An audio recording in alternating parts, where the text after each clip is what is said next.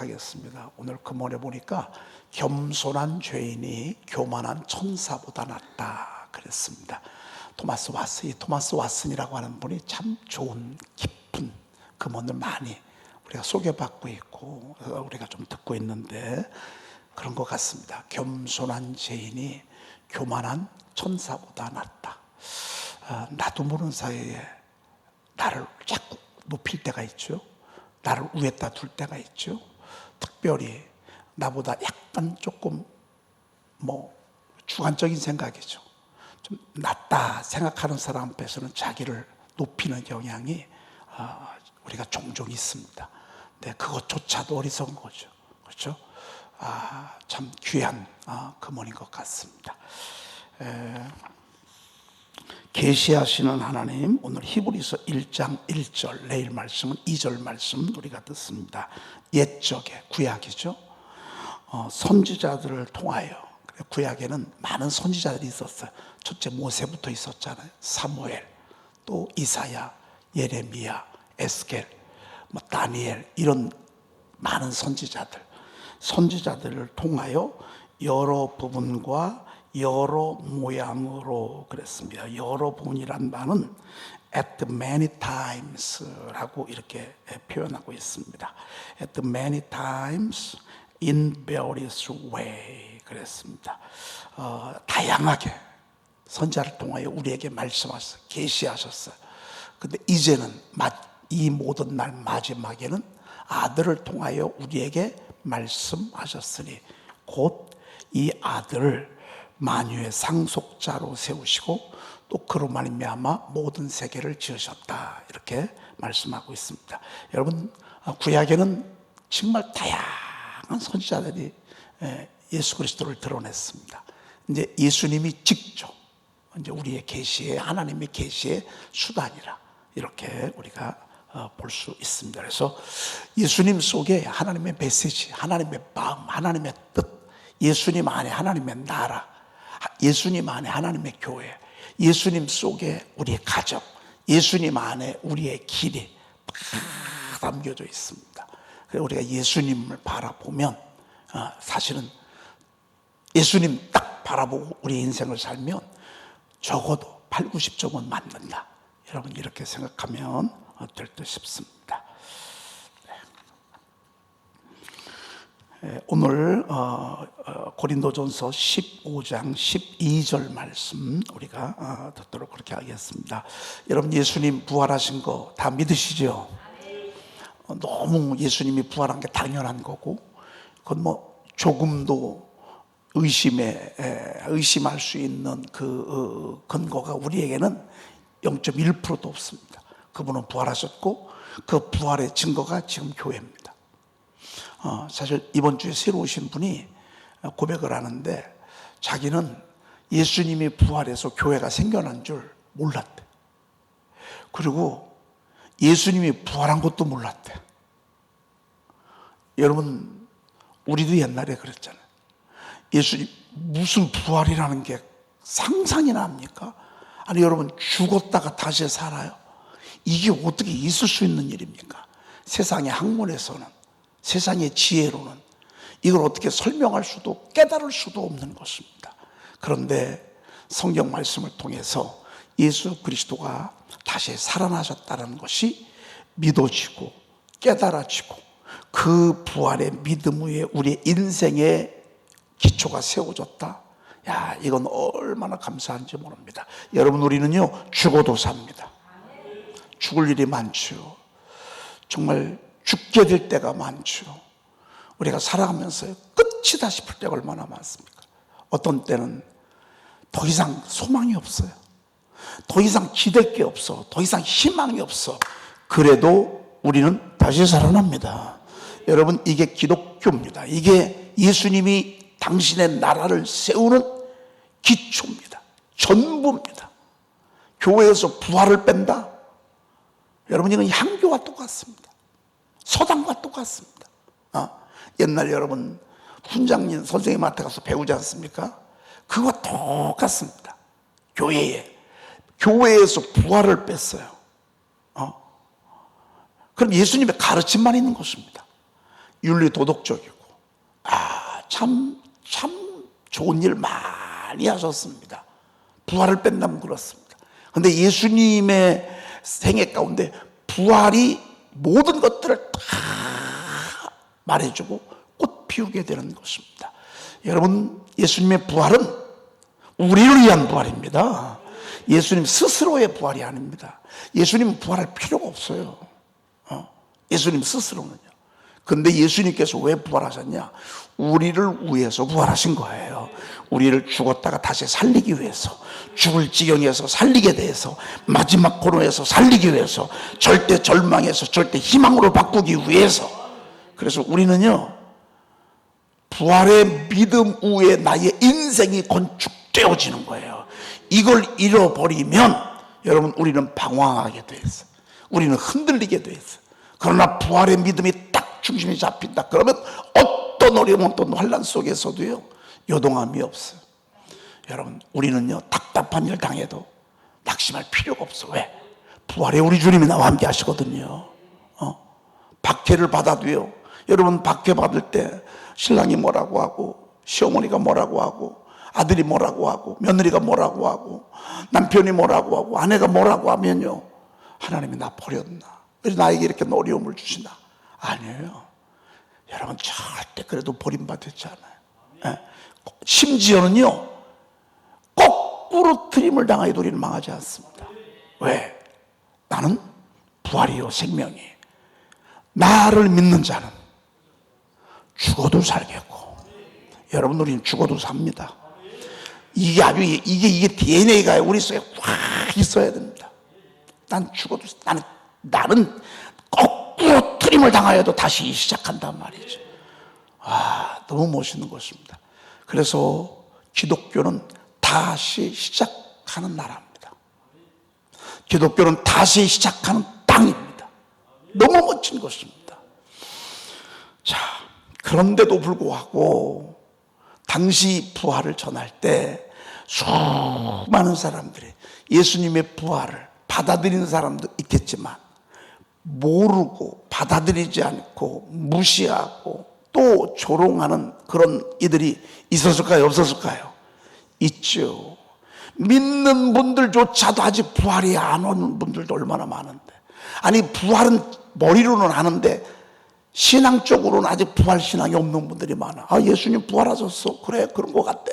이 정도에 머물지, 그것이 나의 삶 가운데 다시 부활의 기적, 부활의 능력, 부활의 역사를 일으킨다라고 하는 믿음은 없는 사람들이 너무너무 많아. 아니 오히려 후자가 더 많을 수도 있어요.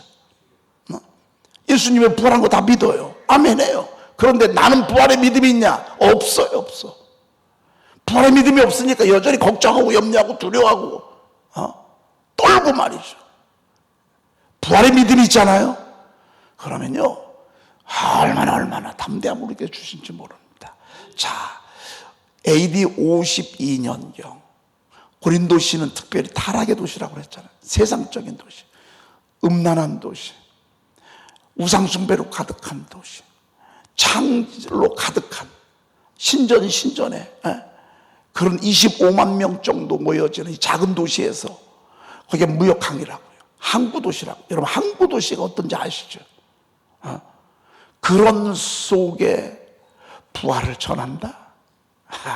누가 받아들이겠어요? 먹고 마시고 즐기고, 이게 단걸. 죽는 것, 부활 관심도 없어요. 그런 그들에게 부활을 전한다? 얼마나 조롱과 조항이 많았겠어요. 그럼에도 불구하고 진리이기 때문에 말씀을 전하는 거예요. 자, 한번 보십시다. 12절 읽어보십시다. 그리스도께서 죽은 자 가운데서 다시 살아나셨다 전파되었거늘 너희 중에서 어떤 사람들은 어찌하여 죽은 자 가운데서 부활이 없다 하느냐. 이게 이해가 가시죠? 어떤 이들은 부활이 없다 하느냐, 부활이 없다 하느냐. 자, 이건 가정이야. 가정법. 이거는 강조용법이야. 가정을 하는 거는 강조를 하기 위해서 가정이야. 자, 만일 죽은 자의 부활이 없으면 그리스도도 다시 살아나지 못하셨으리라. 이걸 반대로 말하면 그리스도께서 다시 살아났다는 얘기는 죽은 자의 부활을 허용하기 위해서, 죽은 자의 부활을 위해서 우리 주님이 다시 살아나셨다, 그 말입니다. 여기서 말하는 죽은 자의 부활은 이미 죄로 죽은 저와 여러분들을 가린 거죠. 만약 그분이 부활하지 않았으면 우리도 여전히 죄 가운데 있는 거예요. 우리도 여전히 아담의 죄로부터 죽음으로 끝나야 될 그런 운명에 처한 우리들이었다고요. 그런데 주님이 다시 부활하셨기 때문에 우리도 동시에 부활할 수 있다, 그 말이죠. 자, 그 다음에 14절, 그리스도께서 만일 다시 살아나지 못하셨으면 우리가 전파하는 것도 뭐라고요? 여러분, 이 당시에는 전부 전도의 화두가 뭐예요? 부활이에요, 부활. 이번 주일날 제가 그런 얘기 여러분들에게 말했어요. 여러분, 제가요 일주일 후에 죽을 것입니다. 그리고 3일 만에 다시 살아날 것입니다. 제가 이렇게 얘기했어요. 근데 진짜 제가 일주일 만에 죽었어. 그리고 3일 만에 다시 살아나셨어. 그러면 온통 유천동, 대평동, 대전뿐만 아니라 요즘은 유튜브가 있어가지고 뭐 소식이 전 세계적으로 막 쫙 한순간에 퍼지잖아요. 화두가 뭐가 될까요? 박봉렬이라는 사람이 다시 살아났단 말이에요. 여러분, 제가 화두가 될 거라고. 이 당시가 지금 화두가 된 거야. 예수님이 죽는다고 하셨고, 고난을 당하신다고 하셨고, 십자가에서 죽으신다고 하셨고, 3일 만에 살아난다고 말씀하시고 다시 살아나셨어. 그리고 너희들이 이 모든 일의 증인이래. 이거 가서 전하래. 모든 족속으로 가서 제자를 삼아 아버지와 아들과 성령 이름으로 세례를 줘. 너희는 온 천하에 다니며 만민에게 이 부활 소식 전하라는 거예요. 얼마나 많은 사람들이 지금 예루살렘에서 핍박 오니까 안디옥에서 핍박 오니까 이고니온으로 루스드라, 더베, 막 그 갈라디아, 막 이쪽 지역으로 막 얼마나 복음을 전하는지. 만약에 예수님의 부활이 없었다면 지금 이들이 뭐 하는 짓이에요? 헛거. 이거는 너무 고급스러운 언어예요. 여러분, 진짜 여기서 나오는데 설교를 할 수가 없어. 뭔 말인지 여러분 아시죠? 새벽부터 아무튼 그런 거 있어. 그리고 너희들이 전파하는 헛것이 또 믿음도 헛것이란 말이야.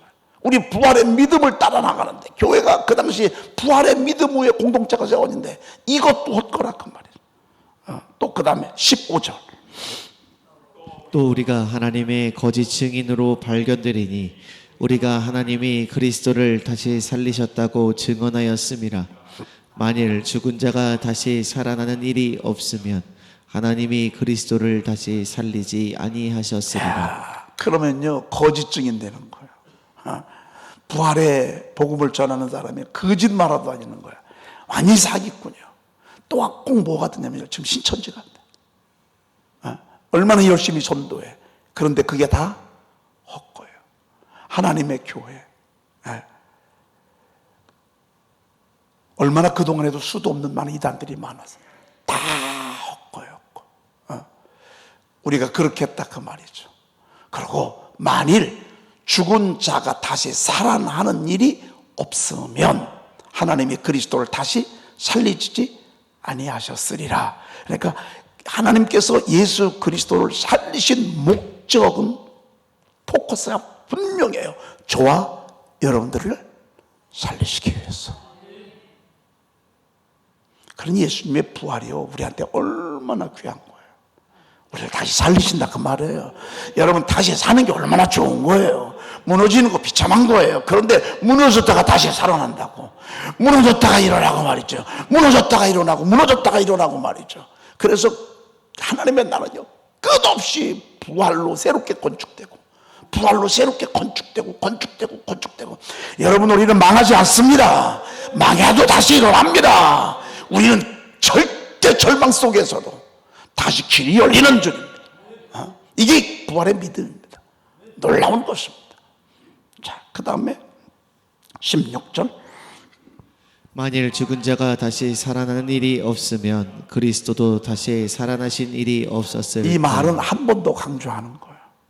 그러니까 여러분, 제가 설교할 때 2번 강조하고 3번 강조하는 거 이상하게 생각하지 마. 어떤 때는요 여러 번 강조할 때 이 말이나 바로 그 33절 말씀이나 똑같은 말씀이에요. 바울 사도가 왜 이랬겠어요? 왜 똑같은 말을 2번이나 이렇게 풀어서 썼겠어요? 어떡하니까? 어떡하니까? 중요하니까. 자, 그 다음에 17절 정리입니다. 그리스도께서 다시 살아나신 일이 없으면 너희의 믿음도 헛되고 너희가 여전히 죄 가운데 있을 것이요. 여전히 죄 가운데 있는 거예요. 여전히 죄 가운데 있으면 죄의 대값을 받아야 돼. 그건 사망이에요. 그 후에는 심판이 있어. 여전히. 여러분, 우리가 예수 그리스도의 부활을 믿으면 우리는 이미 우리의 죄는 예수님이 담당하셨어. 그러니까 우리는 죄 가운데 있는 게 아니야. 우리 주님의 은혜 가운데 있는 거야. 그렇죠? 그 다음에 18절. 또한 그리스도 안에서 잠자는 자도 망하였으리니. AD 27년에 예수님이 돌아가시고 지금 이 고린도전서 쓸 때가 AD 52년경이야. 한 30년의 갭이 있어요. 이때 예수님의 부활과 예수님의 다시 오심을 기다리다가 죽은 사람들이 있어. 그런 믿음을 가지고 만약 예수님이 부활하잖아. 이 사람들도 끝나는 거예요. 부활의 믿음을 가지고 살다가 죽음을 맞이했어요. 이 사람들에게도 부활에 대한 소망이 있는데 그것도 끝나는 거죠. 그 다음에 19절. 만일 그리스도 안에서 우리가 바라는 것이 다만 이 세상의 삶뿐이면 모든 사람 가운데 우리가 더욱 불쌍한 자이리라. 여러분 이 말씀을 그냥 읽으면 여러분 요즘 예수 믿는 게 불쌍해요? 요즘은요 예수 믿는 게요 대단히 자랑스러워요.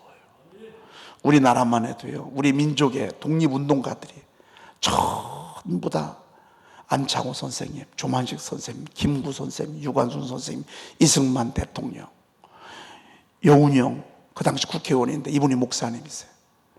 우리나라의 독립운동과 우리나라의 기초를 세웠던 분들이 전부 다 크리스찬들이에요. 이분들이 어떻게 하다 크리스찬인 줄 알아요? 당시 독립운동을 하다가 이승만 젊은이죠. 옥에 갇혔어요. 근데 누가 성경 하나를 빌어줬어. 성경을 보다가 성경 속에서 불을 경험했어. 성경을 읽다가 성경을 보다가 성경에서 막 불을 경험했어. 불을. 그런데 그 감옥에 누가 오냐면 당시 독립운동하던 사람들이 말이죠. 그 감옥 안으로 차곡차곡 다 들어오는 거야. 그러니까 이분이 그 안에서 복음을 전한 거예요. 성경을 전한 거예요.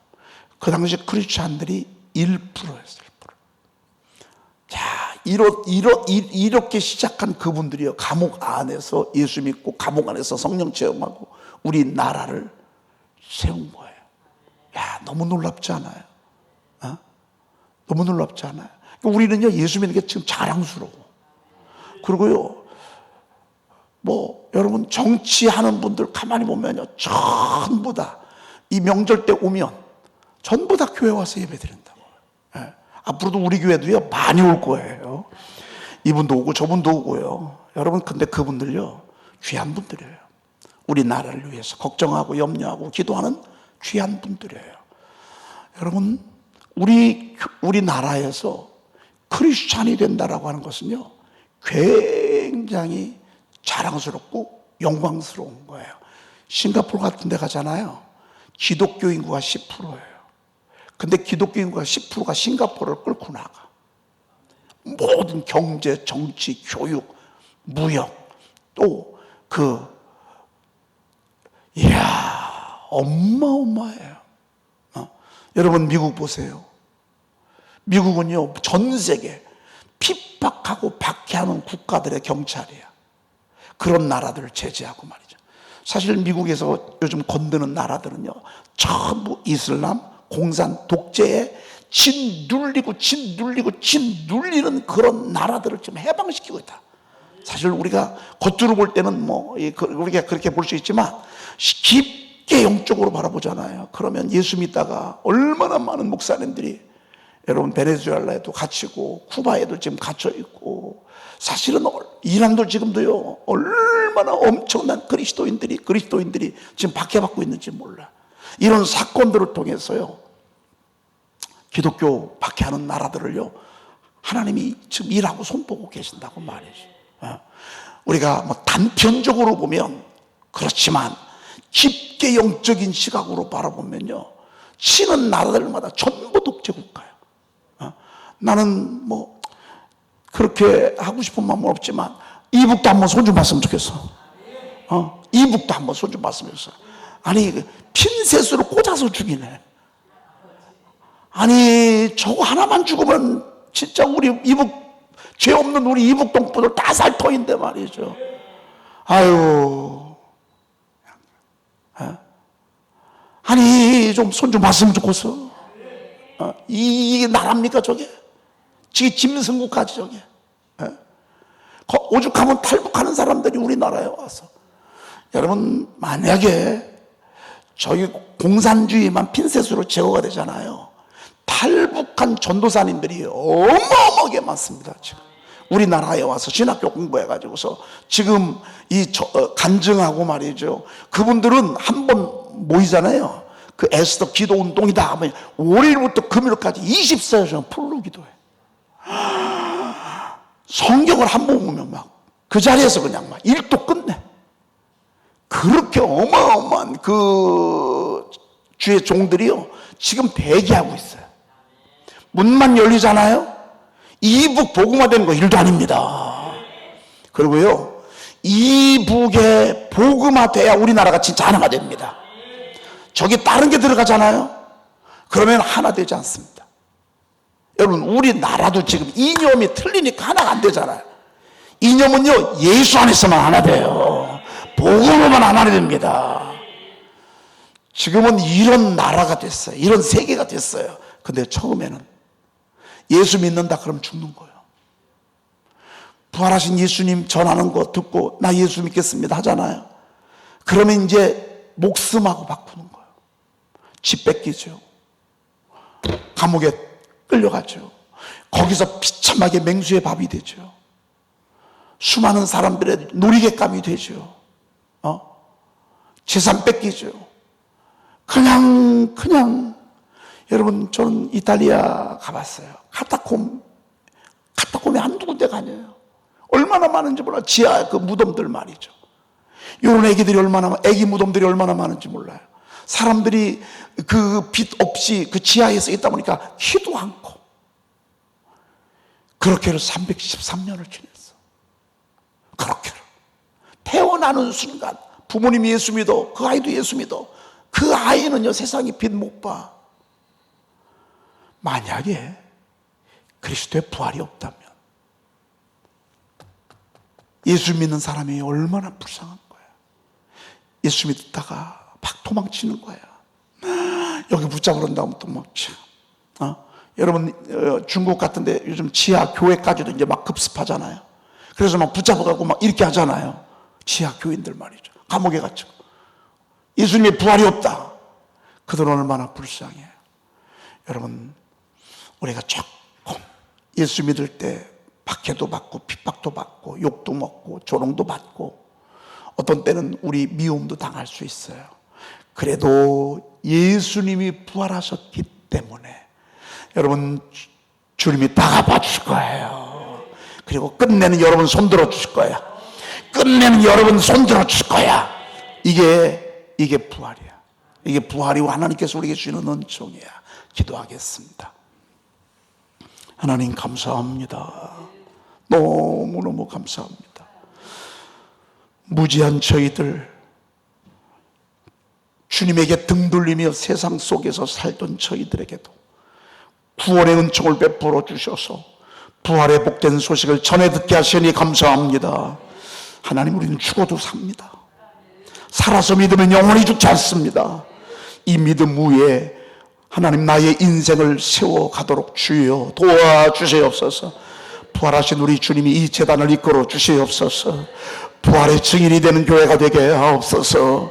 사방 눈을 들어 사방을 바라보게 도와주시옵소서. 무리가 다 모여 내게로 오는 것을 바라보게 도와주시옵소서. 하나님 부활신앙으로 승리하게 하시고 하나님의 부활의 능력과 부활의 기적이 저들의 삶과 저들의 문제와 저들의 아픔을 세워가도록 주여 도와주시옵소서. 오늘 이 귀한 예물 드린 손길마다 이 부활의 기적과 부활의 축복과 부활의 은총이 차고 넘치게 도와주시옵소서. 우리 구주 예수 그리스도의 이름으로 기도 올리옵나이다. 아멘. 찬송하리로다. 우리 주